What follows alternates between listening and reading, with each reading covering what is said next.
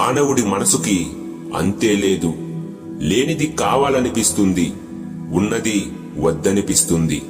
సుందరంగా సౌందర్యంగా చేరువైనవి వ్యర్థంగాను, శాంతినిచ్చేవి చికాకుగాను, అశాంతినిచ్చేవి ఆనందంగాను, స్థిమితానికి అస్థిమితానికి ఊగిసలాటయే మానవుడి మనస్సు. మానవుడికి మనసే మాయ, మాయే మనస్సు. మనస్సుని జయిస్తే మాయని జయించినట్లే. మనస్సుని స్థిరత్వం చేస్తే మోక్షం ప్రాప్తించినట్లే. మనిషికి ఆశ, కోరిక, మోహం, వ్యామోహము ఇవి తను ఎలాంటి స్థితిలో ఉన్నా ఇవి మాత్రం చావవు.